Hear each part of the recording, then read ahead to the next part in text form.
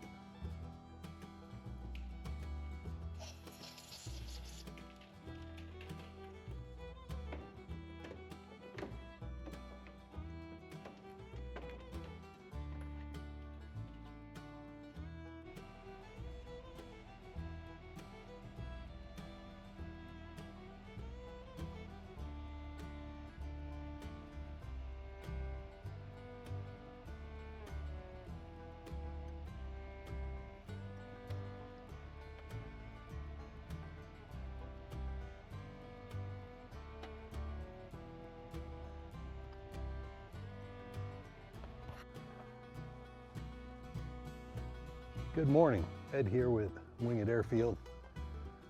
So took a little trip yesterday, picked up a piece of equipment from a fellow YouTuber. It is now Sunday and the temperature has dropped about 40 degrees. Kind of chilly, but we're gonna get this thing unloaded and get it in the barn, so flip around. There it is. So if any of you out there follow Rock Hill Farms, you will know that this was put up for sale from the dealer who decided no longer to carry them. It does have a few problems. For full disclosure, I knew about the problems it had prior to buying it, and I didn't feel anything was beyond any capability.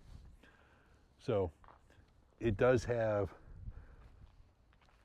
a couple of problems. There were some issues overheating while it is tramming or driving, and some mice got into it. Also, the thumb, if you watch one of Rock Hill Farms, Brock was out working on this, and I was pretty impressed with the size of rocks this thing was able to pick up. But the thumb did get bent, and he showed it. This was refabricated. There was a gentleman that has the capability. He refabricated it, put a harder pin in here. But this thumb is designed a little differently. A lot of them mount back here. So this one, geometry is a little funky, but it'll be all right. I think he said it was AR400 they built that out of. So we've got this loaded up. Give a little review. For a mini excavator, I'm kind of impressed with it. So he did point out that some of the hydraulic lines are more hose, like this one here comes all the way down. It's all a hose all the way versus steel lines, but you know, small cost savings on that. Not too bad. Do know I'm gonna have to upgrade my grease gun. I had an issue with my grease gun yesterday, day before Friday. It blew apart, but so this does have a Kubota diesel. I'm very pleased with that compared to the little gas cylinder ones. Lots of grease joints. All in all, he did have some issues with the tracks coming loose. We were talking about that, and it seems like it is when turning, he's got some very rocky ground. It's unusual. It's a harsh environment, which is phenomenal, because what Brock is doing over there at Rock Hill Farms with equipment dealers, manufacturers, he's testing, and he's got a harsh environment that is not going to be the normal for most people. So he has to deal with things that the average person may not have to, which is excellent for what he's doing with testing equipment. The downside, he will have some frustrations with having to become an expert on putting tracks back on. So this did throw tracks a few times for him, but it was only in some of the worst areas. Then he didn't have any problems at all after that. So I don't think it's a problem with the equipment. We were talking about that. I don't think it's a problem with the equipment. It's an environmental thing. So it's something to be aware of depending on where you are. I'm gonna put it to the test. We're not gonna baby this. We're gonna work it. We're gonna use it. We don't have hilly, rocky ground here at Winged Airfield. We have some pretty, we're flat ground. Cab is no like any others.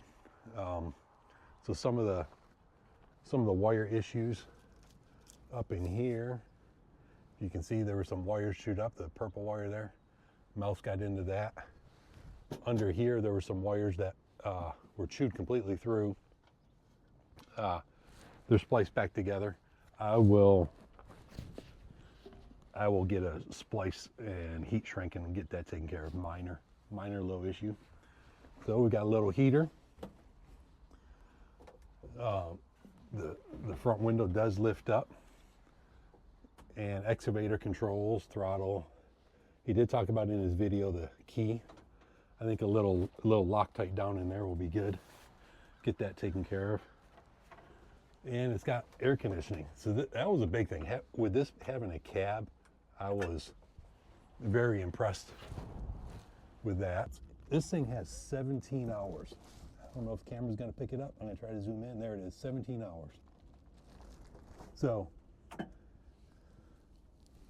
being used, I like that. Sorry, squirrel. I like that fire extinguisher. That's pretty neat. And has a fan. So 17 hours on this machine. You can't go wrong. So the dealer was selling it about 50% off. Don't know who the manufacturer is. So I learned a lot about mini excavators talking with Brock yesterday and how they work. People will import them and then they will put their particular brand on them. These air conditioners always look a little funky on these Chinese machines, but it does have a caution light up there. On the front, it's got LED lights. I'm not sure how much we'll do at night, but you never know. We might get to a point where we have to do some nighttime work. Back here at engine bay. Doesn't go up very high. It is frigid today. I did like how easy accessible filters are. That is a nice feature. And lots of heat protection, air filter, alternator, tiny little belt. And then the mice did chew up his coolant overflow, so easy enough.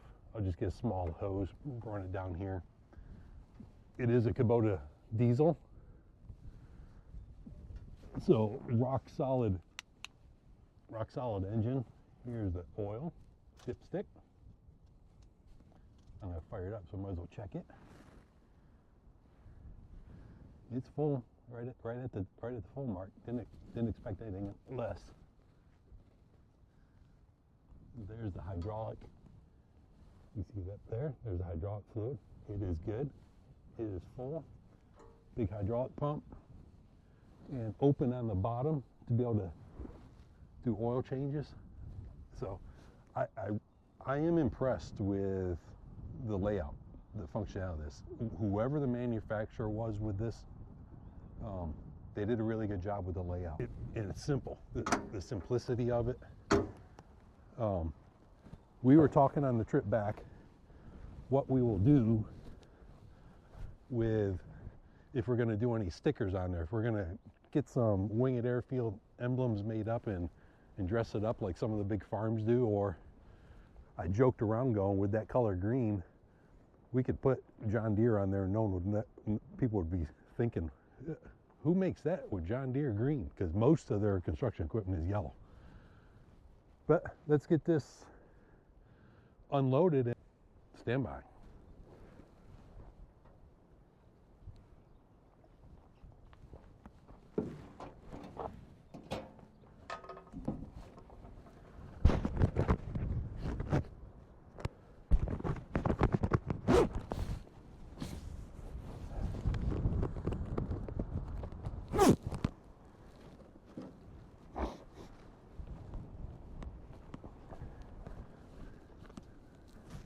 If you like the trailer, that's a 14,000 pound trailer, 22 foot, 2 foot, slight dovetail. It's not as deep as others. B&R trailer. It's a BR trailer out of Arkansas. I bought this from Row Motors and Trailers in Chanute, Kansas.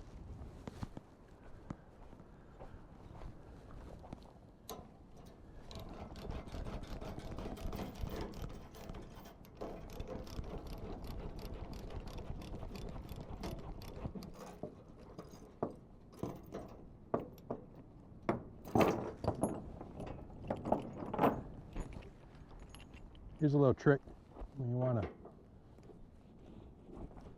when you want to close them up. Just hook them, get some tension, and then just spin them. Then you don't have to deal with spinning each end. You keep the tension on. There we go. There's one.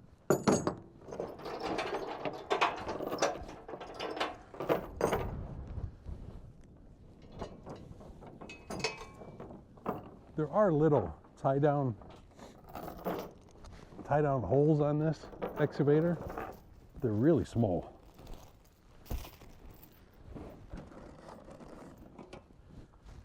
I like to keep the chains down at the bottom.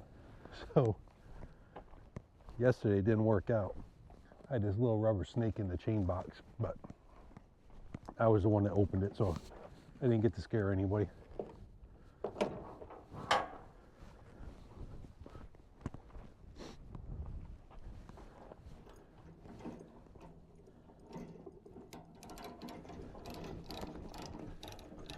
I had been looking around at this property.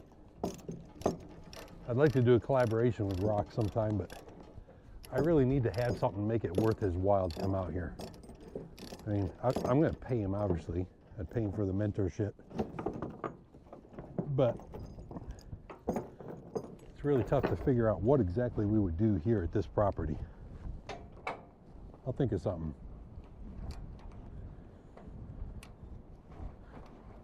The Friday, when I was prepping to take this trailer out, I took all the binders. I separated them, little WD-40, wiped off the excess, spun everything back together. Just a little maintenance.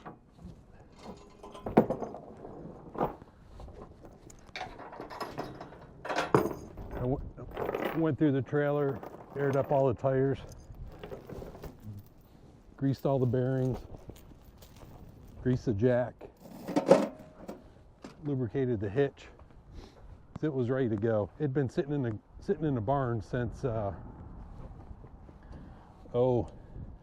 June of last year. So I figured it was time to go through.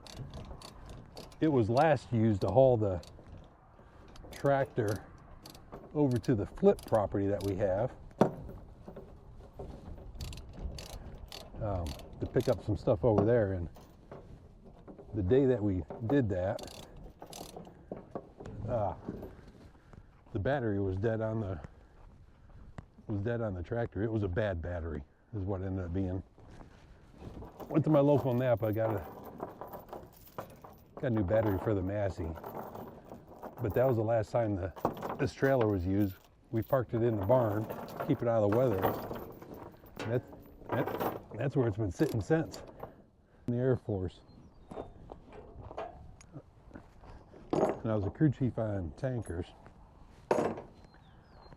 After a mission, we would always have the cargo straps to put away.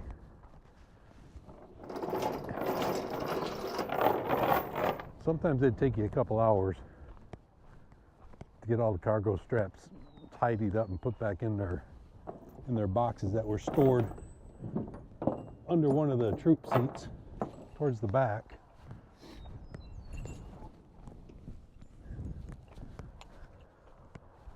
And then there were always chains. There were chains and binders.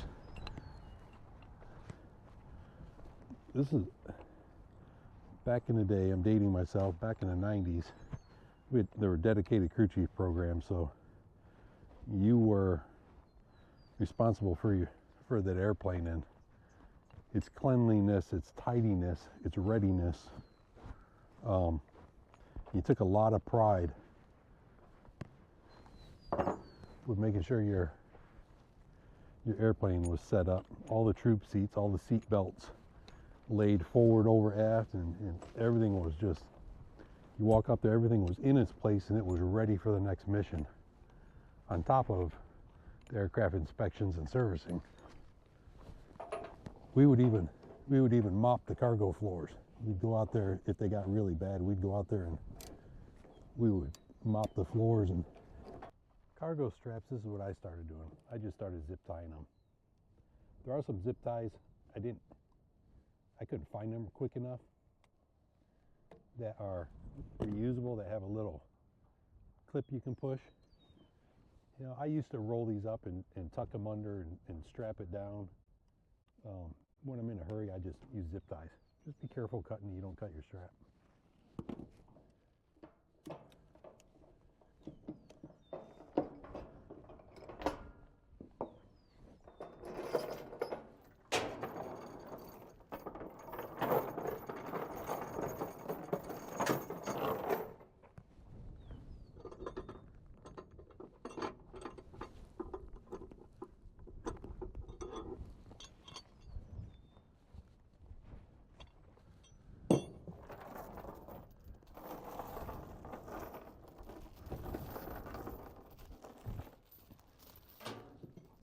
Typical Kansas here. The wind is blowing about 20 miles an hour. It's 36 degrees when I walked out. Yesterday it was 77 at 3 p.m.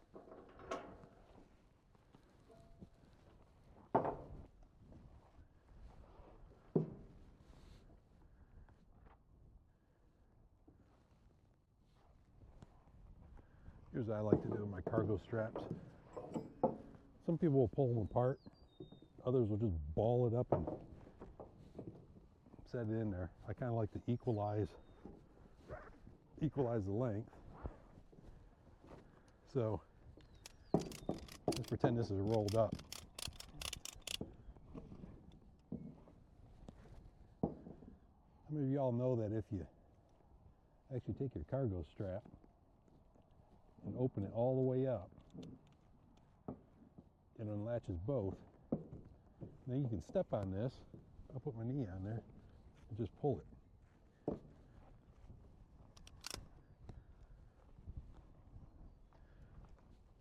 I do want to get the flat, not the round bar, but the flat bar for the stake pockets. These are nice, but they're great for hooking on things, but I am not a fan of, they won't hook up into the stake pockets. It won't fit in the stake pockets, but it does work good on the D-ring. So I could either get new straps that'll hook in the stake pockets, or I could get the D-ring or fabricate the D-ring in here. So get some square stock that'll fit down through here, drill a hole through, put a hitch pin, and then weld the D-ring on the top. You can buy them or you can fabricate them, whatever your skill level is. Or you can get ratchet straps that'll reach down in here and hook.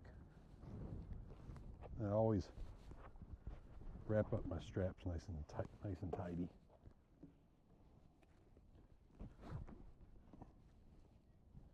This is the way I was taught with the Air Force. You wrap them up, put them in the box. I forget how many we could put in a box, 10 or 20 or so. If you're wrapped up nice and tight, neat. Clean, dry, serviceable. Remember that from basic training. Everything had to be clean, dry, and serviceable. This strap is pretty good. There's no little abrasion here, so that's something to keep an eye on. I would imagine in the professional world, this would be scrapped or taken home to use on little projects like this. But because of that, this strap will never be used again for its maximum capacity. I just had it to strap the bucket down. There, back in the box. A couple of nice things I like about this trailer. I'll talk about it a little bit.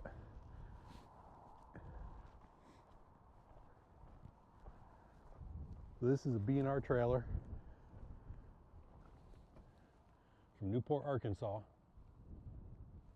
14,000 pound rating, and that's dual 7,000 pound axles, full size spare, 20-foot long boards, plenty of tie down, chain tie down, little step, LED lights all around, and 4,080 pound D-rings, stake pockets, 16-inch wheels, 235. 235, 8016, easy lube axles, 85 psi tires, and wide ramps. These are not super heavy to lift up, so no springs are required. Got the arms, D-rings in the back, steps, LED lights in the back here also, and the main lights are underneath there. So it's a nice one. So I'm gonna get this fired up and get it off of here.